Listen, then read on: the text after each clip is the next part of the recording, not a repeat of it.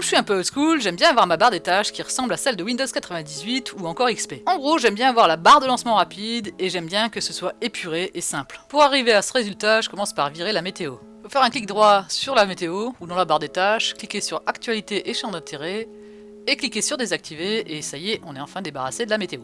Ensuite, je refais un clic droit, donc la première fois pour supprimer le bouton Cortana et une deuxième fois pour supprimer le bouton des applications actives.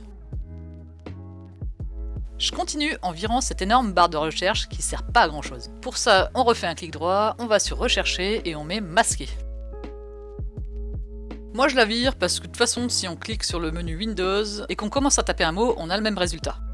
Ensuite, je vais me créer une nouvelle barre d'outils qui va me permettre d'avoir les outils que j'utilise le plus souvent à portée rapide de souris.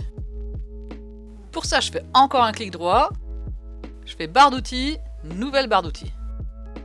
Et là, il va falloir que je tape %userprofil %, appdata.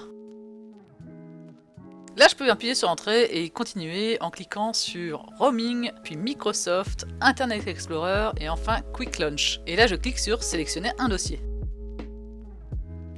Je fais un clic droit et je déverrouille la barre des tâches. Je clique sur la nouvelle barre et en laissant cliquer, je la ramène complètement à gauche. En général, j'y arrive pas du premier coup, donc je m'y reprends une deuxième fois. Et la voilà à la bonne place. Ensuite, il faut cliquer dans la barre des tâches et supprimer Afficher le texte. La même chose pour afficher le titre. Et on se retrouve avec des petites icônes. Pour augmenter la taille, on repart avec un clic droit et on va dans Affichage et Grandes icônes. Ensuite, je supprime ce qui ne m'intéresse pas, donc là, XNView, Edge et la bascule entre les fenêtres. Une fois que j'ai enlevé ce qui m'intéressait pas, c'est le moment de mettre ce qui m'intéresse. Donc, comme pour XP, je vais mettre un navigateur web, ici Firefox. Et moi j'aime bien aussi avoir l'explorateur de fichiers, mais libre à vous de mettre ce que vous voulez. Pour mettre l'explorateur de fichiers, je fais une recherche. Je clique droit dessus. Je fais épingler au menu démarrer. Je vais récupérer l'icône dans le menu démarrer et je la fais glisser sur le bureau. Et enfin, depuis le bureau, je peux le faire glisser dans la barre des tâches.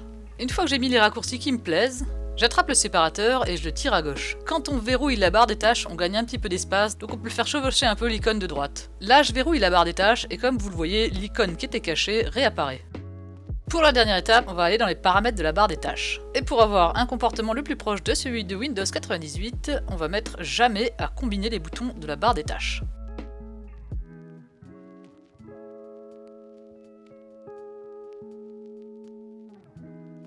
Ensuite, je détache les dernières icônes qui traînent. Et ça y est, je me retrouve avec une barre des tâches qui est assez proche de celle de Windows 98 et XP. J'espère que la vidéo vous a été utile. Pour voir plus de vidéos sur l'informatique, n'hésitez pas à vous abonner. Merci d'avoir regardé et je vous dis à une prochaine fois.